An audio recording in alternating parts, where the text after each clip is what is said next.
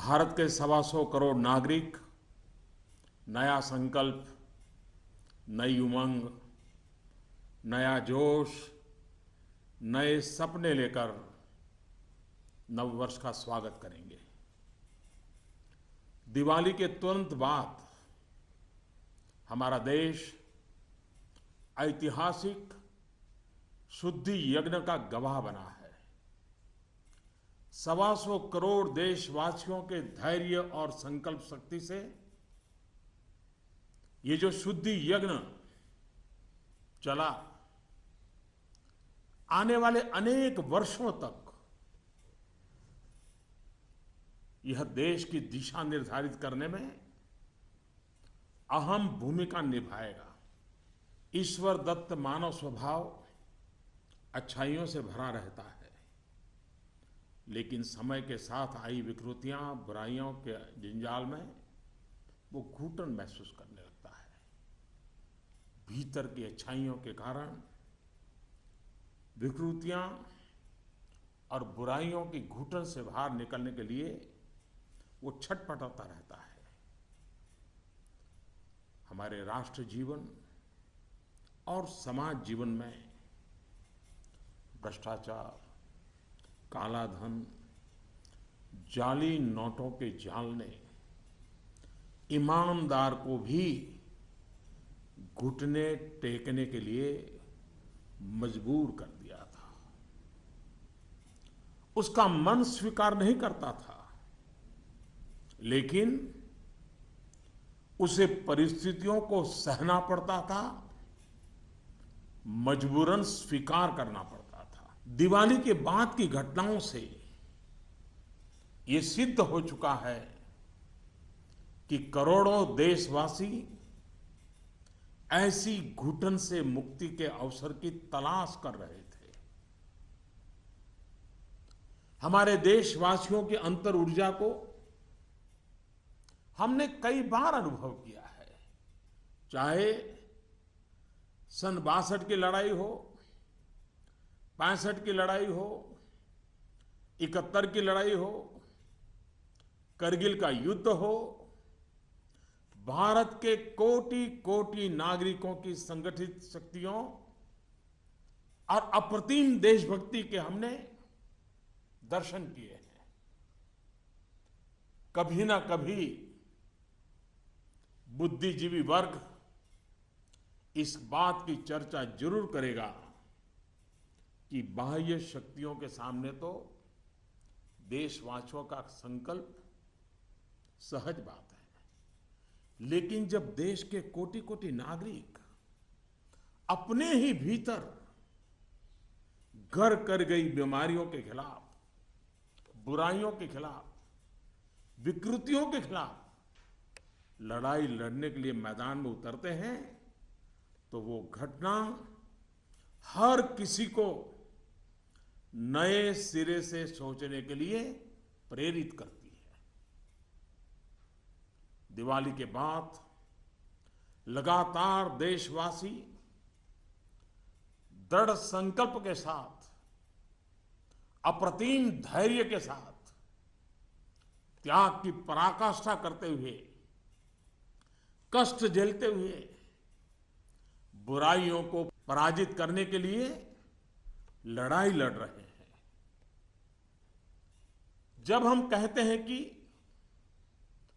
कुछ बात है कि हस्ती मिटती नहीं हमारी, कुछ बात है कि हस्ती मिटती नहीं हमारी, इस बात को देशवासियों ने जी करके दिखाया है। कभी लगता था सामाजिक जीवन की बुराइयां, विकृतियां जाने अनजाने में, इच्छा अनिच्छा से हमारी जिंदगी का हिस्सा बन गए हैं। लेकिन 8 नवंबर के बाद की घटनाएं हमें पुनर्विचार करने के लिए मजबूर करती हैं। 125 करोड़ देशवासियों ने तकलीफें झेलकर, कष्ट उठाकर ये सिद्ध कर दिया है कि हर हिंदुस्तानी के लिए सच्चाई और अच्छाई कितनी अहमियत रखती है। काल के कपाल पर यह अंकित हो चुका है कि जनशक्ति का सामर्थ्य क्या होता है। उत्तम अनुशासन किसे कहते हैं? अपप्रचार की आंधी में सत्य को पहचानने की विवेक बुद्धि किसे कहते हैं? सामर्थ्यवान बेबाक बेईमान के सामने ईमानदारी का संकल्प कैसे विजय पाता है? गरीबी से बाहर निकलने को आतुर जिंदगी भव्य भारत के निर्माण के लिए क्या कुछ नहीं कर सकती? देशवासियों ने जो कष्ट झेला है वो भारत के उज्जवल भविष्य के लिए नागरिकों के त्याग की मिसाल है।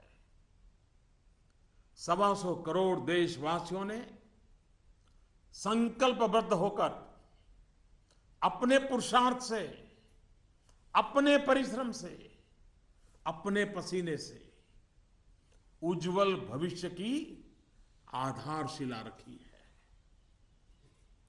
आमतौर पर जब अच्छाई के लिए आंदोलन होते हैं तो सरकार और जनता आमने सामने होती है।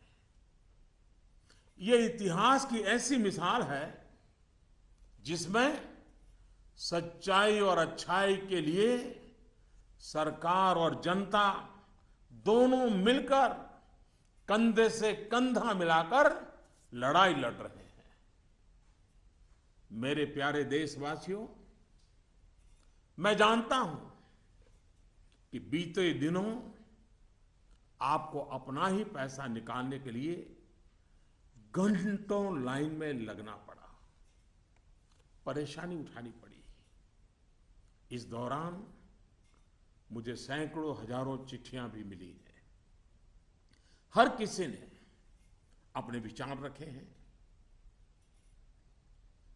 संकल्प भी दोहराया है, साथ ही साथ अपना दर्द भी मुझसे साझा किया है। इन सब में एक बात मैंने हमेशा अनुभव की, आपने मुझे अपना मानकर के बातें कही हैं। भ्रष्टाचार, कालाधन, जाली नोट के खिलाफ लड़ाई में आप एक कदम भी पीछे नहीं रहना चाहते हैं। आपका ये प्यार आशीर्वाद की तरह है। अब प्रयास यह है कि नववर्ष में हो सके उतना जल्दी बैंकों को सामान्य स्थिति की तरफ ले जाया जाए। सरकार में इस विषय से जुड़े सभी जिम्मेदार व्यक्तियों से कहा गया है कि बैंकिंग व्यवस्था को सामान्य करने पर ध्यान केंद्रित किया जाए। विशेषकर ग्रामीण इलाकों में, दूर दराज वाले इलाकों में प्रोएक्टिव होकर के हर छोटी से छोटी कमी को दूर किया जाए ताकि गांव के नागरिकों की, किसानों की कठिनाइयां खत्म हो। प्यारे भाइयों और बहनों, हिंदुस्तान ने जो करके दिखाया है ऐसा विश्व में तुलना करने के लिए कोई उदाहरण नहीं है। बीते कुछ वर्षों में 1000 और 500 के नोट सामान्य प्रचलन में कम और पैरेलल इकोनॉमी में ज्यादा चल रहे थे। हमारी समकक्ष जो अर्थव्यवस्था वाले देशों में भी इतना कैश नहीं होता जितना हमारे यहां पहाड़ के पहाड़ हो गए। हमारी अर्थव्यवस्था में बेतहाशा बढ़े हुए नोट महंगाई बढ़ा रहे थे, कालाबाजारी बढ़ा रहे थे, देश के गरीब से उसका अधिकार छीन रहे थे। अर्थव्यवस्था में कैश का अभाव, नगद का अभाव तकलीफदेह है। तो हम ये भी न भूले, कैश का प्रभाव, नगद का प्रभाव और अधिक तकलीफदेह होता है। हमारा ये प्रयास है कि इसका संतुलन बना रहे। एक बात में सभी अर्थशास्त्रियों की सहमति है कि कैश अथवा नगद अगर अर्थव्यवस्था से बाहर होते हैं तो विपत्ति है।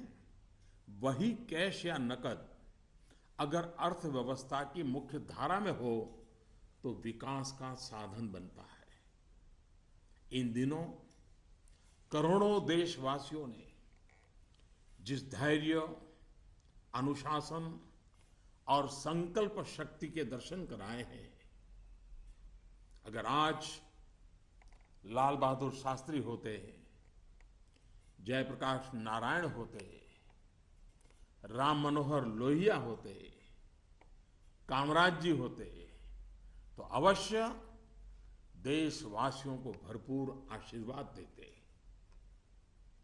किसी भी देश के लिए ये एक शुभ संकेत है कि उसके नागरिक कानून और नियमों का पालन करते हुए गरीबों की सेवा में, सरकार की सहायता के लिए मुख्य धारा में वापस आना चाहते हैं। इन दिनों इतने अच्छे अच्छे उदाहरण सामने आए हैं जिसका वर्णन करने में हफ्तों बीत जाए। नकद में कारोबार करने पर मजबूर अनेक नागरिकों ने कानून नियम का पालन करते हुए मुख्य धारा में आने की इच्छा प्रकट की है। यह अप्रत्याशित है और सरकार इसका स्वागत करती है। मेरे प्यारे देशवासियों, हम कब तक सच्चाइयों से मुंह मोड़ते रहेंगे? मैं आपके सामने एक जानकारी साझा करना चाहता हूं और इसे सुनने के बाद या तो आप हंस पड़ेंगे या फिर आपका गुस्सा फूट पड़ेगा।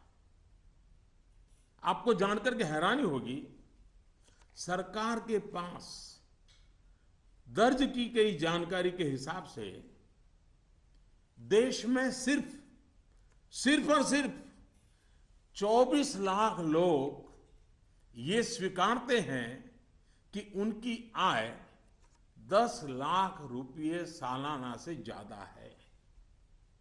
क्या किसी देशवासी के गले ये बात उतरेगी? आप भी अपने आसपास बड़ी बड़ी कोठियां, बड़ी बड़ी गाड़ियां देखते ही होंगे। देश के बड़े बड़े शहरों को ही देखें तो किसी एक शहर में आपको सालाना 10 लाख से अधिक आय वाले लाखों लोग मिल जाएंगे। क्या आपको नहीं लगता कि देश की भलाई के लिए ईमानदारी के आंदोलन को और अधिक ताकत देने की जरूरत है? भ्रष्टाचार, काले धन के खिलाफ इस लड़ाई की सफलता के कारण ये चर्चा बहुत स्वाभाविक है कि अब बेईमानों का क्या होगा, बेईमानों पर क्या बीतेगी, बेईमानों को क्या सजा होगी।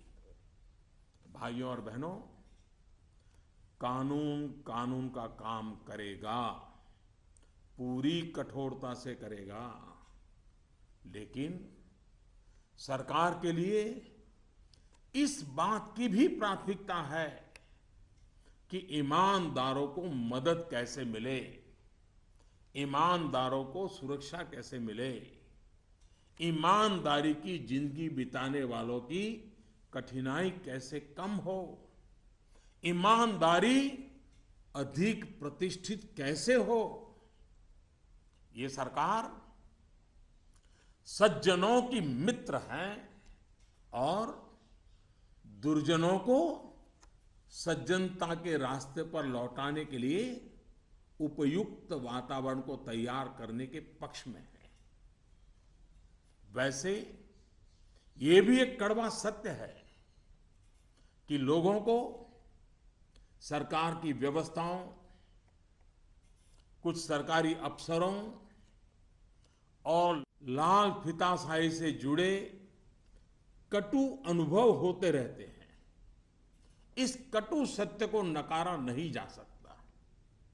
इस बात से कौन इनकार कर सकता है कि नागरिकों से ज्यादा जिम्मेवारी अफसरों की है, सरकार में बैठे छोटे बड़े व्यक्ति की है। और इसलिए चाहे केंद्र सरकार हो, राज्य सरकार हो या फिर स्थानीय निकाय, सबका दायित्व है कि सामान्य से सामान्य व्यक्ति के अधिकार की रक्षा हो, ईमानदारों की मदद हो और बेईमान अलग थलग हो। दोस्तों, पूरी दुनिया में एक सर्वसामान्य तथ्य है कि आतंकवाद, नक्सलवाद, जाली नोटों का कारोबार, ड्रग के धंधे से जुड़े लोग, मानव तस्करी से जुड़े लोग, हथियारों के कारोबार में लगे लोग, ये सब लोग काले धन पर ही निर्भर रहते हैं। ये समाज और सरकारों के लिए नासूर बन गया है। इस एक निर्णय ने इन सब पर गहरी चोट पहुंचाई है। आज काफी संख्या में नौजवान हिंसा का रास्ता छोड़ मुख्य धारा में लौट रहे हैं। अगर हम जागरूक रहें तो अपने बच्चों को हिंसा और अत्याचार के उन रास्तों पर वापस लौटने से बचा पाएंगे। इस अभियान की सफलता इस बात में भी है कि अर्थव्यवस्था की मुख्य धारा से बाहर जो धन था वो बैंकों के माध्यम से अर्थव्यवस्था की मुख्य धारा में वापस आ गया है। पिछले कुछ दिनों की घटनाओं से ये सिद्ध हो चुका है कि चालाकी के रास्ते खोजने वाले बेईमान लोगों के लिए आगे के रास्ते बंद हो चुके हैं। टेक्नोलॉजी ने इसमें बहुत बड़ी सेवा की है। आदतन बेईमान लोगों को भी अब टेक्नोलॉजी की ताकत के कारण काले कारोबार से निकलकर कानून नियम का पालन करते हुए मुख्य धारा में आना ही होगा। साथियों, बैंक कर्मचारियों ने इस दौरान दिन रात एक किए हैं। हजारों महिला बैंक कर्मचारी भी देर रात तक रुककर इस अभियान में शामिल रही है। पोस्ट ऑफिस में काम करने वाले लोग, बैंक मित्र, सभी ने सराहनीय काम किया है। हाँ, आपके इस भगीरथ प्रयास के बीच कुछ बैंकों में कुछ लोगों के गंभीर अपराध भी सामने आए हैं। कहीं कहीं सरकारी कर्मचारियों ने भी गंभीर अपराध किए हैं और आदतन फायदा उठाने का निर्लज्ज प्रयास भी हुआ है। इन्हें बख्शा नहीं जाएगा। भाइयों बहनों, देश के बैंकिंग सिस्टम के लिए एक स्वर्णिम अवसर है। इस ऐतिहासिक अवसर पर मैं देश के सभी बैंकों से आग्रहपूर्वक एक बात कहना चाहता हूं। इतिहास गवाह है कि हिंदुस्तान की बैंकों के पास एक साथ इतनी बड़ी मात्रा में, इतने कम समय में धन का भंडार पहले कभी नहीं आया था। बैंकों की स्वतंत्रता का आदर करते हुए मेरा आग्रह है कि बैंक अपनी परंपरागत प्राथमिकताओं से बाहर निकलकर अब देश के गरीब, निम्न मध्यम वर्ग और मध्यम वर्ग को केंद्र में रखकर अपने कार्य का आयोजन करें। आज पूरा हिंदुस्तान जब पंडित दीनदयाल उपाध्याय की जन्म शताब्दी वर्ष को गरीब कल्याण वर्ष के रूप में मना रहा है, तब बैंक भी लोकहित के, गरीब कल्याण के इस अवसर को हाथ से न जाने दे। हो सके उतना जल्दी लोकहित में उचित निर्णय करें और उचित कदम उठाएं। जब निश्चित लक्ष्य के साथ नीति बनती है, योजनाएं बनती हैं, तो लाभार्थी का सशक्तिकरण तो होता ही है, साथ साथ इसके तात्कालिक और दूरगामी फल भी अवश्य मिलते हैं।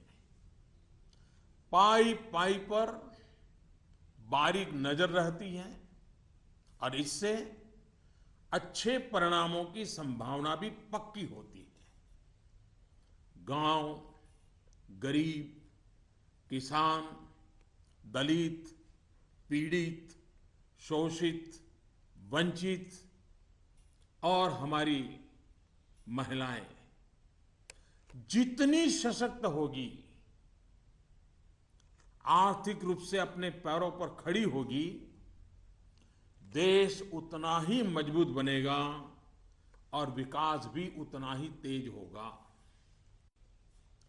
सबका साथ, सबका विकास, इस ध्येय वाक्य को चरितार्थ करने के लिए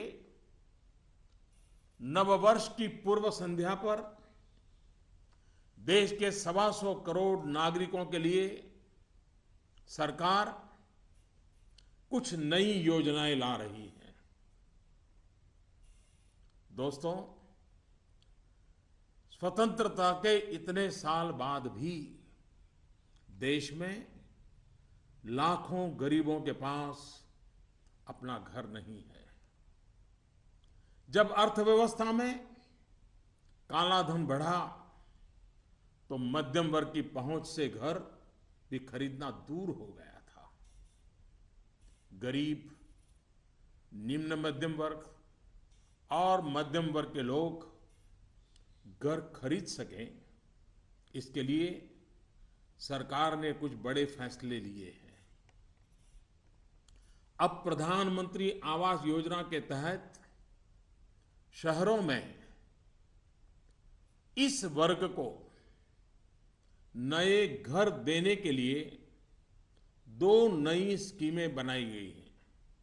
इसके तहत 2017 में घर बनाने के लिए 9 लाख रुपए तक के कर्ज पर ब्याज में 4% की छूट और 12 लाख रुपए तक के कर्ज पर ब्याज में 3% की छूट दी जाएगी। सरकार ने प्रधानमंत्री आवास योजना के तहत गांवों में बनने वाले घरों की संख्या को बढ़ा दिया है। यानी जितने घर पहले बनने वाले थे, उससे 33% ज्यादा घर बनाए जाएंगे। गांवों के निम्न मध्यम वर्ग और मध्यम वर्ग के लोगों की जरूरतों को ध्यान में रखते हम एक नई योजना शुरू करने जा रहे हैं। 2017 में गांव में रहने वाले जो लोग अपने घर का निर्माण करना चाहते हैं या पुराने घर में कोई विस्तार करना चाहते हैं, एक दो कमरे और बनाना चाहते हैं, ऊपर एक आध नई मंजिल बनाना चाहते हैं, उन्हें 2 लाख रुपए तक के ऋण में 3% ब्याज की छूट दी जाएगी।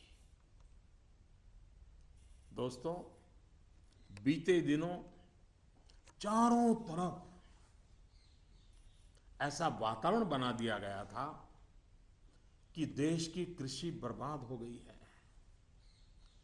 ऐसा वातावरण बनाने वालों को मेरे देश के किसानों ने करारा जवाब दिया है। पिछले वर्ष की तुलना में इस वर्ष रबी की बुआई में 6% ज्यादा वृद्धि हुई है। फर्टिलाइजर भी 9% ज्यादा उठाया गया है। सरकार ने इस बात का लगातार ध्यान रखा कि किसानों को बीज की दिक्कत ना हो, खाद की किल्लत ना हो, कर्ज लेने में परेशानी ना आए। अब किसान भाइयों के हित में कुछ और अहम निर्णय भी लिए गए हैं। डिस्ट्रिक्ट कोऑपरेटिव सेंट्रल बैंक और प्राइमरी सोसाइटी से जिन किसानों ने खरीफ और रबी की बुआई के लिए कर्ज लिया था, उस कर्ज के 60 दिन का ब्याज सरकार वहन करेगी और किसानों के खातों में ट्रांसफर करेगी। कोऑपरेटिव बैंक और सोसाइटी से किसानों को और ज्यादा कर्ज मिल सके, इसके लिए उपाय किए गए हैं। नाबार्ड ने पिछले महीने 21,000 करोड़ रुपए की व्यवस्था की थी। अब सरकार इसे लगभग 2 गुना करते हुए इसमें 20,000 करोड़ रुपए और जोड़ रही है। इस रकम को नाबार्ड कोऑपरेटिव बैंक और सोसाइटीज को कम ब्याज पर देगा और इससे नाबार्ड को जो आर्थिक नुकसान होगा उसे भी सरकार वहन करेगी। सरकार ने यह भी तय किया है कि अगले 3 महीने में 3 करोड़ किसान क्रेडिट कार्डों को रुपे कार्ड में बदला जाएगा। किसान क्रेडिट कार्ड में एक कमी यह थी कि पैसे निकालने के लिए बैंक जाना पड़ता था। अब जब किसान क्रेडिट कार्ड को रुपे कार्ड में बदल दिया जाएगा तो किसान कहीं पर भी अपने कार्ड से खरीद बिक्री कर पाएगा। भाइयों और बहनों, जिस प्रकार देश की अर्थव्यवस्था में कृषि का महत्व है, उसी प्रकार विकास और रोजगार के लिए लघु और मध्यम उद्योग, जिसे एमएसएमई भी कहते हैं, इसका भी महत्वपूर्ण योगदान है। इस बात को ध्यान में रखते हुए सरकार ने इस क्षेत्र के लिए कुछ निर्णय लिए हैं जो रोजगार बढ़ाने में सहायक होंगे। सरकार ने तय किया है कि छोटे कारोबारियों के लिए क्रेडिट गारंटी 1 करोड़ रुपए से बढ़ाकर 2 करोड़ रुपया करेगी। भारत सरकार एक ट्रस्ट के माध्यम से बैंकों को ये गारंटी देती है कि आप छोटे व्यापारियों को लोन दीजिए, गारंटी हम लेते हैं अब तक यह नियम था कि 1 करोड़ रुपए तक के लोन को कवर किया जाता था। अब 2 करोड़ रुपए तक का लोन क्रेडिट गारंटी से कवर होगा। एनबीएफसी यानी कि नॉन बैंकिंग फाइनेंशियल कंपनी से दिया गया लोन भी इसमें कवर होगा। सरकार के इस फैसले से छोटे दुकानदार, छोटे उद्योगों को ज्यादा कर्ज मिलेगा। गारंटी का खर्च केंद्र सरकार द्वारा वहन करने के कारण इन पर ब्याज दर भी कम होगी। सरकार ने बैंकों को ये भी कहा है कि छोटे उद्योगों के लिए कैश क्रेडिट लिमिट को 20% से बढ़ाकर 25% करें। इसके अलावा डिजिटल माध्यम से हुए ट्रांजैक्शन पर वर्किंग कैपिटल लोन 20% से बढ़ाकर 30% तक करने को कहा गया है। नवंबर में इस सेक्टर से जुड़े बहुत से लोगों ने कैश डिपॉजिट किया है। बैंकों को कहा गया है कि वर्किंग कैपिटल तय करते वक्त इस बात का भी संज्ञान लिया जाए। कुछ दिन पहले ही सरकार ने छोटे कारोबारियों को टैक्स में बहुत बड़ी राहत देने का भी निश्चय किया था। जो कारोबारी साल में 2 करोड़ रुपए तक का व्यापार करते हैं, उनके टैक्स की गणना 8% आय को मानकर की जाती थी। अब ऐसे व्यापारी के डिजिटल लेन देन पर टैक्स की गणना 6% आय मानकर के की जाएगी। इस तरह उनका टैक्स काफी कम हो जाएगा। दोस्तों, मुद्रा योजना की सफलता निश्चित तौर पर बहुत ही उत्साहवर्धक रही है। पिछले साल करीब करीब 3.5 करोड़ लोगों ने इसका फायदा उठाया है। दलित, आदिवासी, पिछड़ों एवं महिलाओं को प्राथमिकता देते हुए सरकार का इसे अब डबल करने का इरादा है। मैं माताओं बहनों से भी एक बात करना चाहता हूं। गर्भवती महिलाओं के लिए भी एक देशव्यापी योजना की शुरुआत की जा रही है।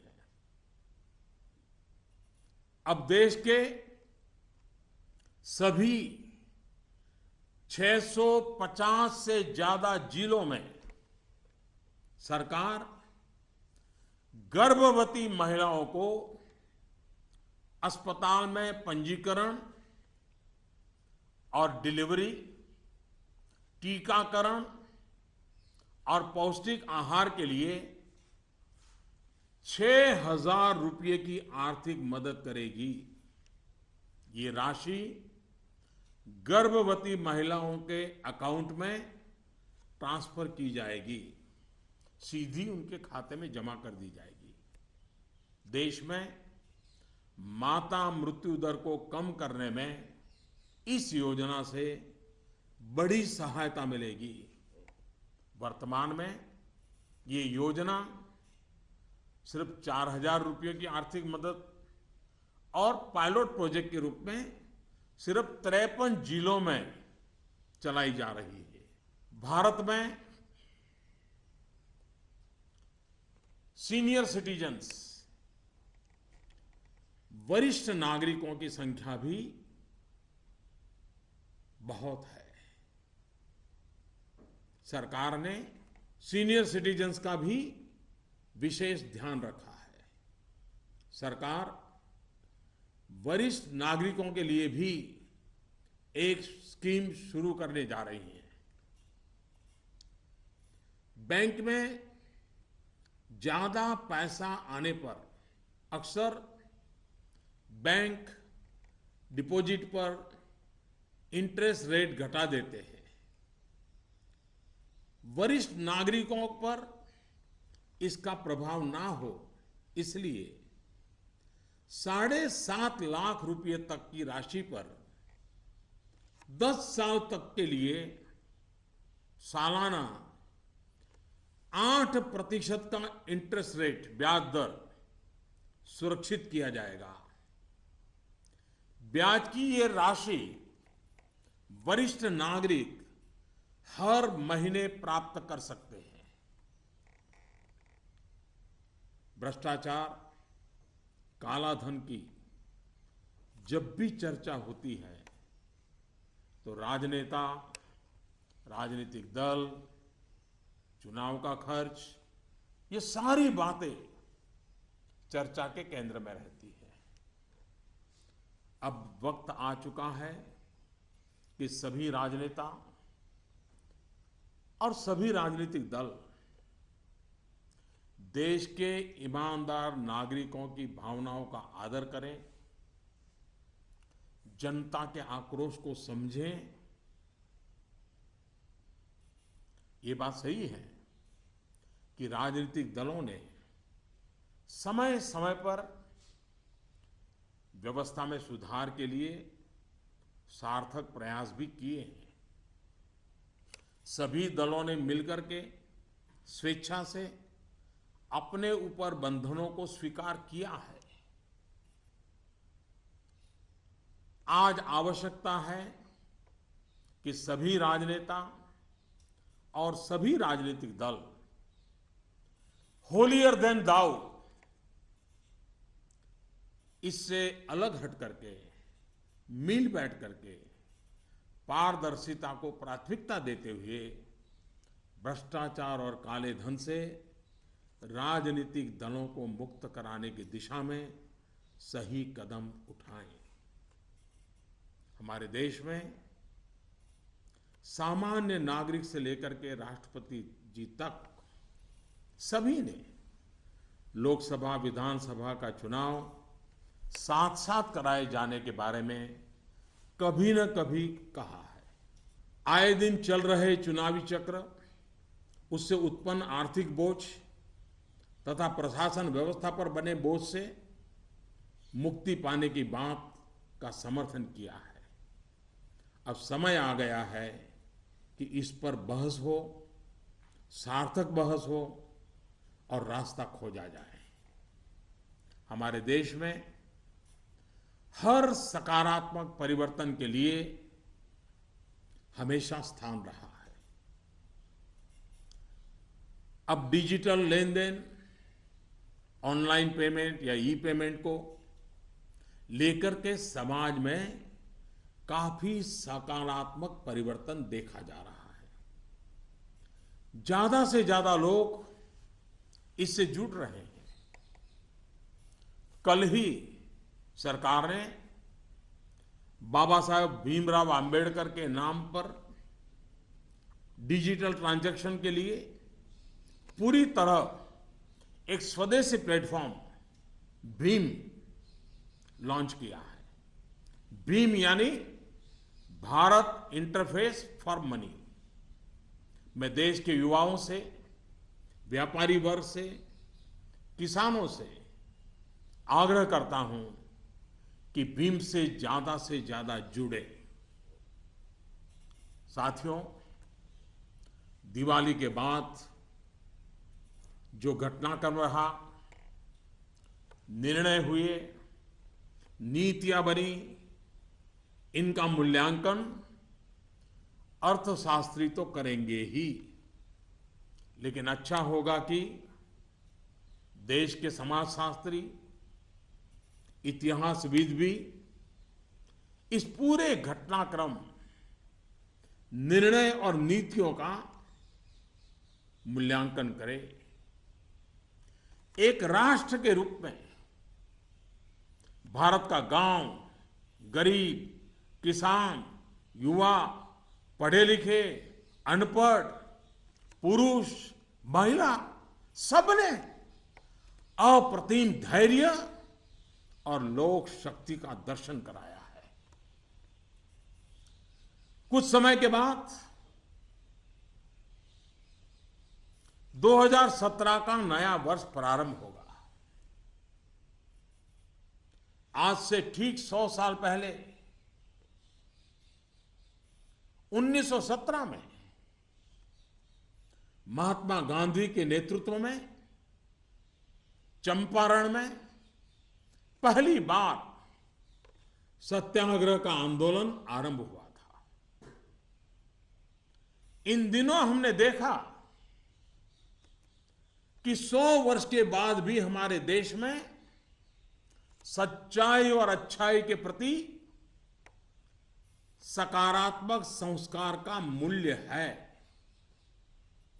आज महात्मा गांधी नहीं है, परंतु उनका यह मार्ग जो हमें सत्य का आग्रह करने के लिए प्रेरित करता है, वह सर्वाधिक उपयुक्त है। चंपारण सत्याग्रह की शताब्दी के अवसर पर हम फिर एक बार महात्मा गांधी का पुण्य स्मरण करते हुए सत्य के आग्रही बनेंगे तो सच्चाई और अच्छाई की पटरी पर आगे बढ़ने में कोई कठिनाई नहीं आएगी। भ्रष्टाचार और काले धन के खिलाफ इस लड़ाई को हमें रुकने नहीं देना है। सत्य का आग्रह संपूर्ण सफलता की गारंटी है। 125 करोड़ का देश हो, 65% जनसंख्या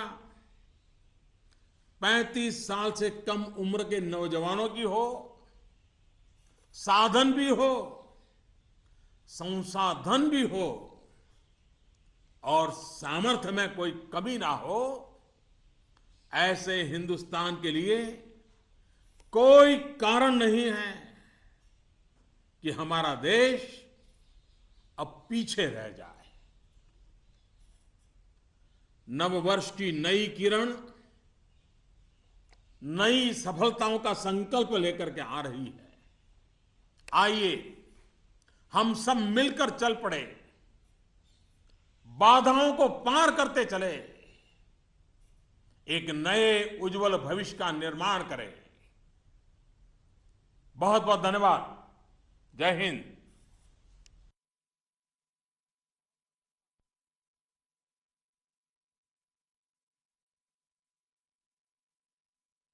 My fellow citizens, namaskar. In a few hours, we will be ushering in the new year of 2017. 125 crore Indians will join the rest of the world in welcoming it with new hope, new energy, and new dreams. Since Diwali, our nation has been witness to a historic rite of purification. The patience, discipline, and resolve displayed by 125 crore Indians will play a critical role in shaping the future of the nation for years to come. In God's creation, humans are endowed with fundamental goodness. With time, the distortions of badness creep in. People feel suffocated in a bad environment and struggle to come out of it. Corruption, black money, and counterfeit notes had become so rampant in India's social fabric that even honest people were brought to their knees. People were forced by circumstances in defiance of their inherent goodness it seems at times that evils and corruptions of society, knowingly or unknowingly, intentionally or unintentionally, had become a part of our daily lives. Developments post Diwali have shown that crores of Indians were looking for an escape from this suffocation. We have, during the external aggressions of 1962, 1965, 1977, and Kargil, witnessed the intrinsic strength of our citizens, such as collective energy and patriotism, is understandable in the face of external threats. However, when crores of Indians unite to fight a war against internal evils, it is unparalleled. Indians have, with firm resolve and infinite patience, faced difficulties with a smile, redefining the concept of sacrifice. We have lived these ideals. 125 crore Indians have shown in their fortitude the importance we place in truth and goodness. This has been written on the sands of time. Indians have displayed the strength of people power, utmost discipline, and the ability to discern the truth in a storm of disinformation. They have shown that resolute honesty can defeat dishonesty. They have shown how much even people trapped in poverty are willing to do to build a glorious India. The people, through persistence, sweat, and toil, had demonstrated to the world an unparalleled example of citizens' sacrifice for the brighter future of nation. Usually, when people's movements have arisen, the people and the government have been at loggerheads. It is historic that both the people and the government are on the same side in this battle against evil. The government is well aware that in this period you had to queue up and face difficulty in withdrawing your own money. I received letters from many people. They have shared their pain and sorrow with me, but also emphasized their support. You have talked to me as one of your own. In this fight against corruption and black money, it is clear that you wish to walk shoulder to shoulder with us. For us in government, this is a blessing. My effort is to take the banking system to normalcy as fast as possible in the new year. I have asked all concerned officers in the government to focus their attention to this task. They have especially been told to proactively resolve the problems in rural and remote areas. Friends, there is no precedent globally to what India has done. Nations similar to us do not have the amount of currency that we had. Over the last 10 to 12 years, 500 and 1000 rupees currency notes were used less for legitimate transactions and more for parallel economy. The excess of cash was fueling inflation and black marketing. It was denying the poor their due.